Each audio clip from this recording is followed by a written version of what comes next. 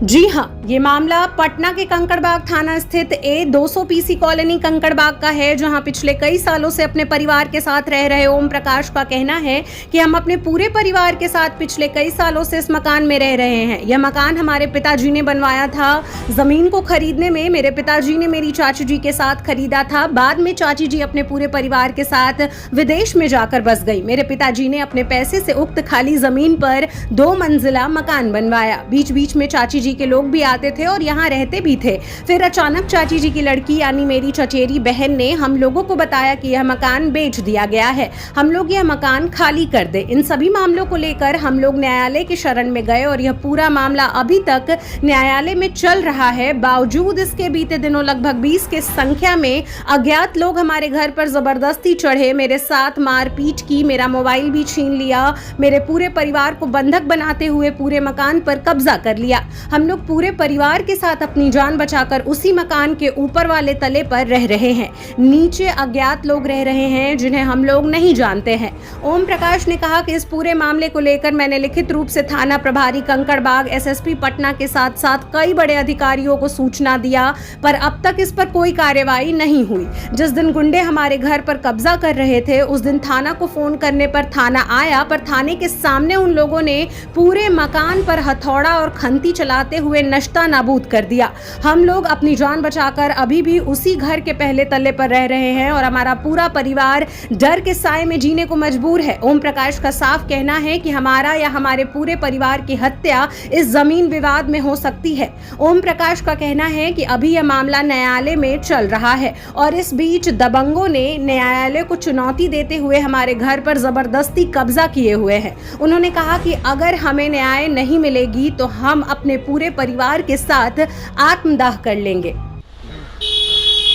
क्या मामला था जिसको लेकर के आप थाने में आए हुए? ये हमारे मैंने पिताजी के समय का ज़मीन खरीदा हुआ है। एक कंकड़बाग कॉलोनी में मकान ज़मीन था, उस पर फिर मेरे पिताजी ने मकान बनाया। एक ज़मीन खरीदा गया जॉइंट फैमिली प्रॉपर्टी से मेरी चाची के नाम पर, और मेरी चाची 1968 में विदेश चली गई पूरे परिवार के साथ, और 69 में वो प्लॉट खरीदा गया लेकिन चाची के नाम पर ही। उसके बाद उस पर मेरे पिताजी ने 2 मंजिला मकान बनाया। धीरे धीरे खेती की आमदनी से जैसे जैसे आमदनी आते गया वैसे वैसे बनाते गए। जब 2 मंजिला मकान बनाए मेरे पिताजी, तो अकेले पहले मेरे पिताजी रहते थे।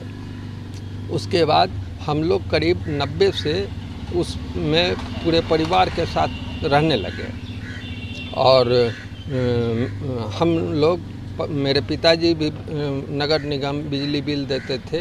फिर हम अपने अकाउंट से नगर निगम बिजली बिल पेमेंट करते आ रहे हैं, अप टू डेट था।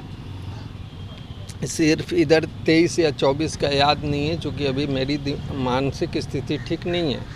और वो उस मकान को पर अनेकों मामला लंबित है, पटना सिविल न्यायालय में, हाई कोर्ट में, और क्रिमिनल रिट भी हमारे ऊपर चला सब, और सिविल कोर्ट में अनेकों मामला लंबित है। और उसके बावजूद वो मकान 5 मार्च 2024 को मेरे चचेरे भाई बहन ने गैर को रजिस्ट्री कर दिया, और उनका सूट भी 8 अप्रैल 2024 को रिजेक्ट हुआ है। ये लोग के पास कोई न्यायालय का आदेश नहीं है, लेकिन ये लोग ज़बरदस्ती 15/5 को हमें धक्का धुक्की मारपीट कर के मेरे मकान का ताला तोड़ करके, ग्राउंड फ्लोर का सभी रूम का ताला तोड़ करके, बाउंड्री में 2 गेट लगा हुआ था, सारा ताला तोड़ करके ये लोग मकान में घुस गए। कितने की संख्या में लोग हैं? वो लोग करीब 25-23 के संख्या में। सर मेरा दिमाग काम नहीं कर रहा था। सब अपराधी? कुछ लोग गलमोछा लगाए हुए थे और कुछ ऐसे थे। फिर क्या किया गया? फिर सब ताला तोड़ करके लोग अंदर घुसे, जबरदस्ती क्या? हाँ, ज़बरदस्ती अपना कब्जा कर लिए। फिर ये क्रॉकरी से टेबल मंगाए, तोशक तकिया मंगाए, जनरेटर मंगाए। पूरा मामले को लेकर आप थाने में आकर कंप्लेंट किए? थाना को मैं खुद नहीं आया, लेकिन टेलीफोनिक मैसेज थाना को एसपी साहब को, 100 नंबर को, 112 नंबर को, मेरी मोबाइल तो छिना गई थी।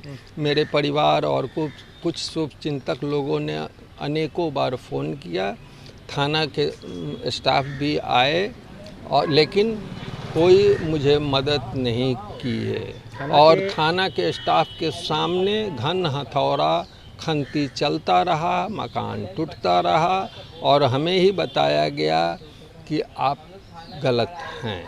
हमने कहा कि ठीक है, मेरा इसमें शेयर है नहीं है वो तो कोर्ट न डिसाइड करेगा, कोर्ट का आदेश आने तक इंतज़ार किया जाए। न्यायालय के आदेश का इंतजार। हाँ, लेकिन वो कुछ नहीं मेरी बात को लोग सुना और उसके बाद हम अपने पूरे परिवार के साथ बिना बिजली पानी के रह रहे हैं। उसके बाद हमने सौर प्लेट लगाया और अब दहशत के ज़िंदगी में किस समय मैं या मेरा बेटा या मेरे पूरे परिवार की हत्या हो सकती है ये मुझे खुद पता नहीं है। अभी जो मैं माइक पर बोल रहा हूँ इसके बाद पता नहीं घर पर जाने पर ये लोग मेरे साथ क्या करेंगे।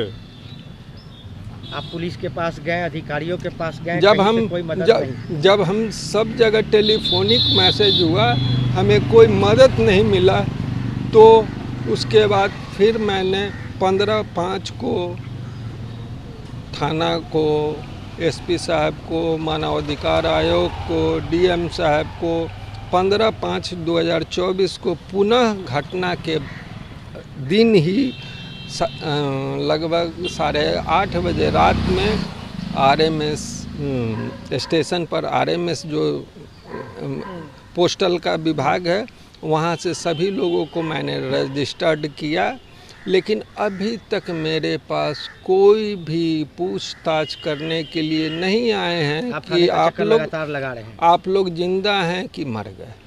आगे क्या करेंगे आप लोग? आगे अगर न्याय नहीं मिलती है तो क्या करेंगे? हम लोग सब परिवार उसी मकान में आत्मदाह कर लेंगे या ये लोग मुझे मार देंगे।